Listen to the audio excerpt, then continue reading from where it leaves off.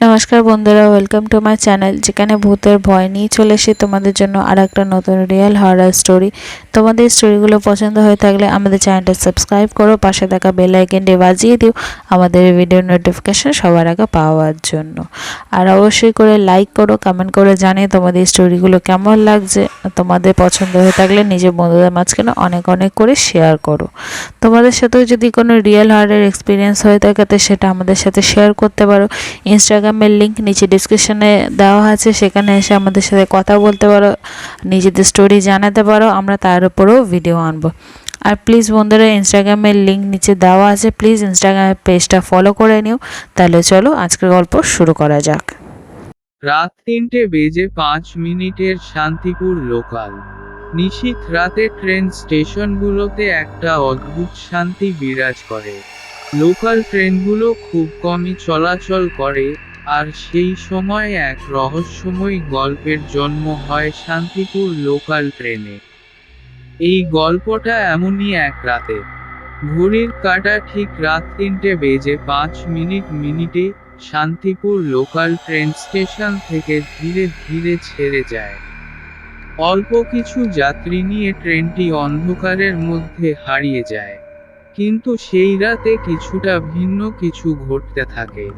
ট্রেনের যাত্রীদের মধ্যে একজন ছিলেন মিসেস সেন, যিনি প্রায়ই এই ট্রেনে ভ্রমণ করতেন।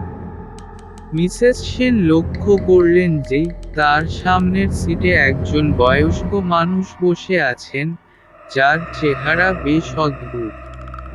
লোকটি মাথা নিচু করে বসেছিলেন, তার হাতে একটি পুরনো টাইমপিস। মিসেস সেন একটু কৌতূহলবশত জিজ্ঞাসা করলেন, মশাই, এত রাতে আপনি কোথায় যাবেন? লোকটি ধীরে ধীরে মাথা তুলে তাকালেন, আর তার চোখে একটা ভয়ঙ্কর শীতলতা। তিনি বললেন, আমি আমার হারানো সময় খুঁজতে এসেছি। এই কথা শুনে মিসেস সেনের গা শিউরে উঠল। তার মনে হলো এই লোকটি কোনো সাধারণ মানুষ নন। কিছুক্ষণ পরেই লোকটি হঠাৎ করে উধাও হয়ে গেল। মিসেস সেন ভয়ে কাঁপতে কাঁপতে ট্রেনের কন্ডাক্টরকে ডাকলেন। কন্ডাক্টর এসে বললেন, ম্যাডাম, আপনি নিশ্চয়ই ভুল দেখেছেন। এখানে এমন কেউ নেই। কিন্তু মিসেস সেন জানতেন, তিনি যা দেখেছেন তা একদম সত্যি। পরের দিন তিনি স্টেশনের পুরনো ইতিহাস খুঁজে বের করেন। জানতে পারেন, কয়েক বছর আগে একজন টাইমপিস মেকার তার শেষ ট্রেনে চড়ে উধাও হয়ে গিয়েছিলেন, তার লাশ আর পাওয়া যায়নি। মিসেস সেন বুঝলেন, তিনি সেই রাতে সেই হারানো মানুষটির আত্মাকে দেখেছেন, যে এখনো তার হারানো সময় খুঁজছে। এই ঘটনা শুনে ট্রেনের অন্যান্য যাত্রীরা সেই রাতে ট্রেনে চড়তে সাহস পান না। রাত 3:05 শান্তিপুর লোকাল ট্রেনটি তখন থেকেই একটি ভয়ঙ্কর রহস্যময়ী যাত্রার প্রতীক হয়ে ওঠে।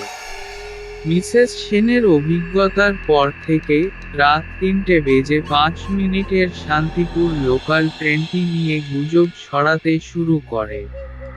কেউ কেউ বলেন তারা ট্রেনে অদ্ভুত আওয়াজ শুনেছেন, আবার কেউ বলেন তারা দেখতে পেয়েছেন ছায়ামূর্তি।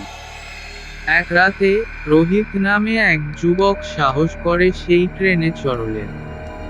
রোহিত একজন সাংবাদিক, তিনি এই ঘটনাটির আসল সত্য উদ্ঘাটন করতে চেয়েছিলেন।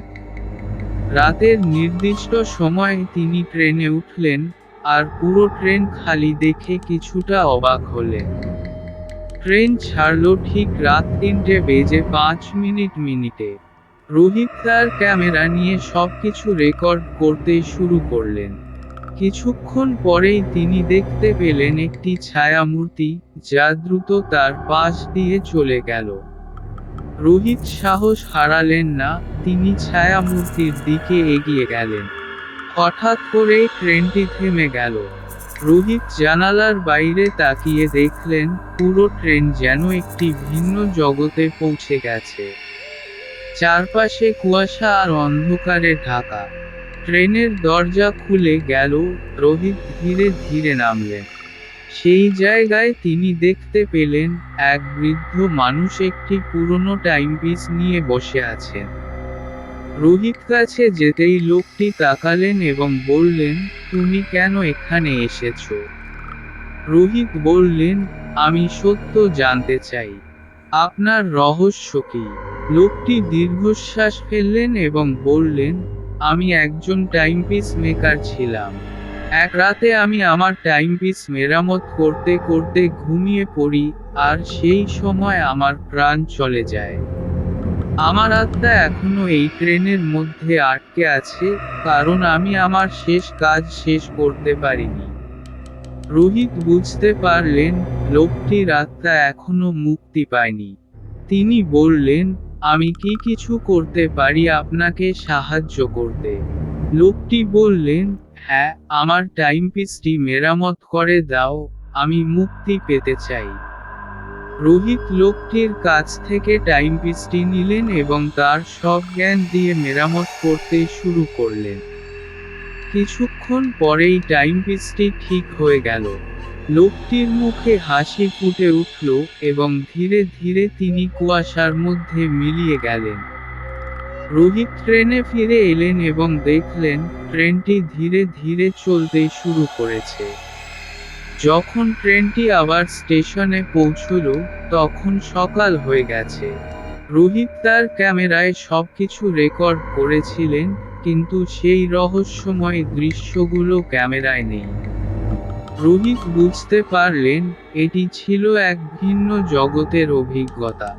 তিনি মিসেস সেনকে সবকিছু জানালেন, এবং তারা একসাথে সেই রহস্যময় গল্পটি সবার সামনে আনলেন। রোহিতের অভিজ্ঞতা সবার মধ্যে আলোড়ন তুলেছিল।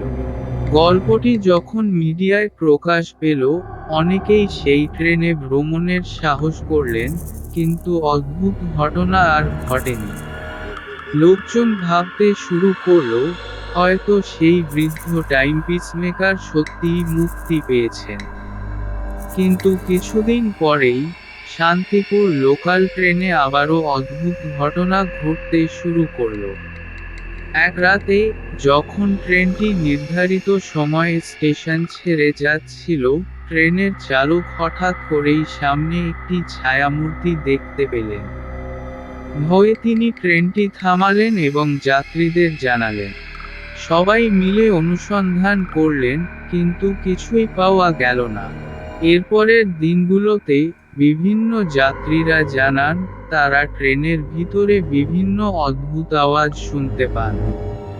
কেউ কেউ বললেন, তারা দেখেছেন ট্রেনের জানালার বাইরে ছায়ামূর্তির চলাফেরা। রোহিত আবারও সেই ট্রেনে যাত্রা করার সিদ্ধান্ত নিলেন। এবার তার সাথে ছিলেন মিসেস সেন এবং একদল প্যারানরমাল বিশেষজ্ঞ। তারা ট্রেনে উঠলেন ঠিক রাত 3:05 ট্রেন ছাড়ল এবং অদ্ভুত ঘটনাগুলি আবার শুরু হলো। রোহিত তার ক্যামেরায় সবকিছু রেকর্ড করতে থাকলেন। কিছুক্ষণ পরেই তারা ট্রেনের একটি কোণে একটি ঠান্ডা হাওয়া অনুভব করলেন। সেই স্থানে তারা দেখতে পেলেন, এক ছায়ামূর্তি ধীরে ধীরে তাদের দিকে এগিয়ে আসছে। মিসেস সেন এবং রোহিত সাহস করে এগিয়ে গেলেন। ছায়ামূর্তিটি ধীরে ধীরে স্পষ্ট হয়ে উঠল এবং তারা বুঝতে পারলেন, এটি সেই বৃদ্ধ টাইমপিস মেকার নয়। এটি ছিল এক তরুণী মেয়ে, যার চোখে ছিল ভয়ের ছাপ। রোহিত জিজ্ঞাসা করলেন, তুমি কে? তুমি এখানে কেন? তরুণী মেয়েটি কান্নাজৃত কণ্ঠে বলল, আমি মীরা। আমি এই ট্রেনে আমার প্রেমিকের সাথে ভ্রমণ করছিলাম, কিন্তু হঠাৎ একটি দুর্ঘটনায় আমার মৃত্যু হয়। আমার আত্মা এই ট্রেনের মধ্যে আটকে আছে, আমি মুক্তি চাই। রোহিত এবং তার দলের সদস্যরা বুঝতে পারলেন, ট্রেনটি শুধু একজন টাইমপিস মেকারের আত্মা নয়, আরও অনেকের আত্মাকে আটকে রেখেছে। তারা মীরাকে আশ্বস্ত করলেন এবং ট্রেনের অন্য স্থানে অনুসন্ধান করতে লাগলেন। অনেকক্ষণ খোঁজাখুঁজির পর তারা ট্রেনের একটি পুরনো কামরায় একটি পুরনো ডায়েরি পেলেন। সেই ডায়েরিতে লেখা ছিল ট্রেনের বিভিন্ন দুর্ঘটনার ঘটনা এবং তাদের সময়। তারা বুঝতে পারলেন এই ট্রেনটি বহু আত্মাকে বেঁধে রেখেছে। রোহিত মীরাকে বললেন, আমরা তোমাকে মুক্তি দেব, কিন্তু আমাদের সবাইকে সাহায্য করতে হবে। মীরা তাদের সহযোগিতা করল এবং ধীরে ধীরে তারা সেই ডায়েরির প্রতিটি ঘটনার সমাধান করতে লাগলেন। প্রতিটি সমাধান একটি আত্মাকে মুক্তি দিল। মীরাও অবশেষে মুক্তি পেল। এই ঘটনার পর থেকে রাত 3:05 শান্তিপুর লোকাল ট্রেনটি আর কোনো অদ্ভুত ঘটনা ঘটায়নি। ট্রেনটি এখন শুধুই একটি স্মৃতির অংশ, যেখানে বহু আত্মা একসাথে মুক্তি পেয়েছিল। রোহিত এবং তার দল এই ঘটনার সত্যতা প্রমাণ করতে পেরেছিলেন, এবং তারা সেই ট্রেনের রহস্যময় গল্পটিকে সবসময় মনে রাখবেন। এখন রাত 3:05 শান্তিপুর লোকাল ট্রেনটি শুধুমাত্র একটি ট্রেন নয়, বরং একটি প্রতীক হয়ে দাঁড়িয়েছে মুক্তির, সাহসের এবং ভালোবাসার। রাত 3:05 শান্তিপুর লোকাল।